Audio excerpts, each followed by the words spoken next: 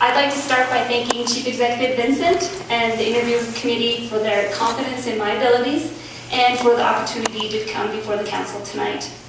Unlike many of you, I think I have that local government instilled in me. I come before you and I see many that have worked for local government and now sit on the commission or have upped their terms as commissioners several times over. And I was very fortunate to work with many of you in many different capacities.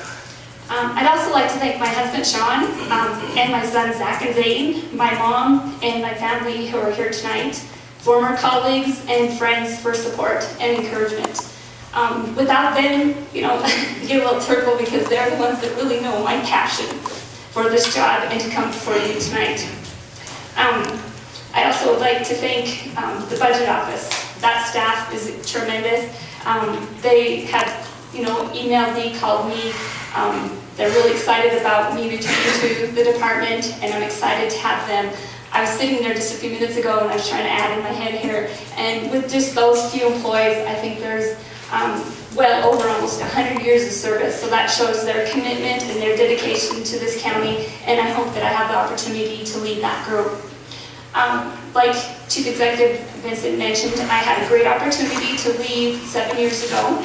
I was afforded some incredible development opportunities at both PPL and Northwestern. They have fantastic management teams and very good employees, and I was mentored by many of them. I was also given an opportunity to develop my management skills. They have great management and leadership type programs, and it was management of not only individuals, but also management of many different types of programs and processes.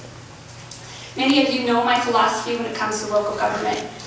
I've worked with you and you understand that I'm committed to providing the best customer service, best support staff for the employees of Butte-Silver, but ultimately in the end, providing the citizens of Butte-Silver with the best possible services at the most efficient means, and at the end of the day, holding a little bit of reserve funds because we never know what could happen on those rainy days.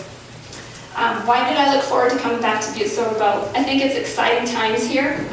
I was very excited to read and learn more about Chief Executive Vincent and your Council Commission's dedication to the performance budget and the 5-year capital plan. I think that was a tool that we kind of missed in the past. I think will be very advantageous in the budget process to the department heads, to the elected officials, and also to the finance and budget department.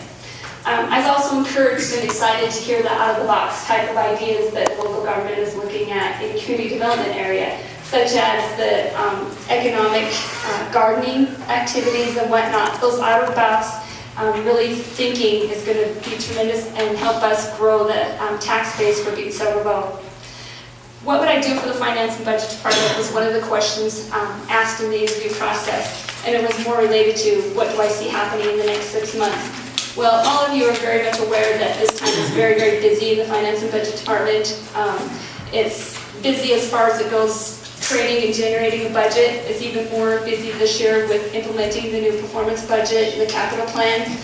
We're also approaching year end with all those activities, so I don't foresee a lot of major changes in the first 6 months. However, I think I would like to instill, and I know I would first instill returning the reporting requirements back, you know, related to both the financial reporting requirements and the budget reporting requirements back to meeting the required deadlines that were instilled within some of the different bond covenants and whatnot. I think that would be key element.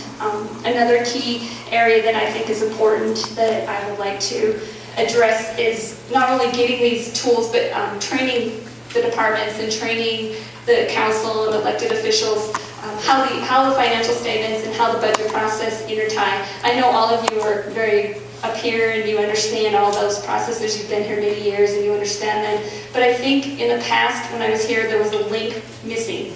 And I think if I had the opportunity to come again and work for Butte-Silver, I would institute some type of training program for current employees as well as new elected officials. I could stand up here all night and talk to you about what I would like to do and what my hopes and dreams are, but I think you have a packed agenda tonight.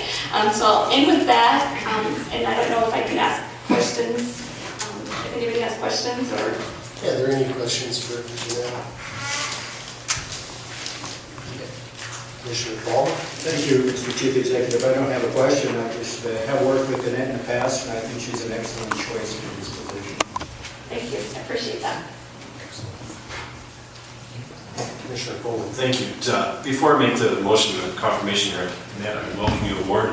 I was thoroughly impressed with your interview. By far, you're the most qualified. You got some outstanding qualifications.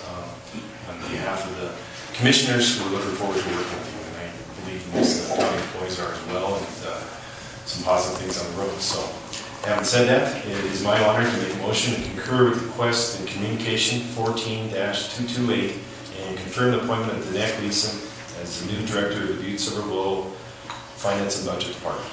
Second. Motion and a few seconds. There's nothing else on the question. I would also say we look forward to working with you. All those in favor? Aye. Opposed? Motion carries. Congratulations.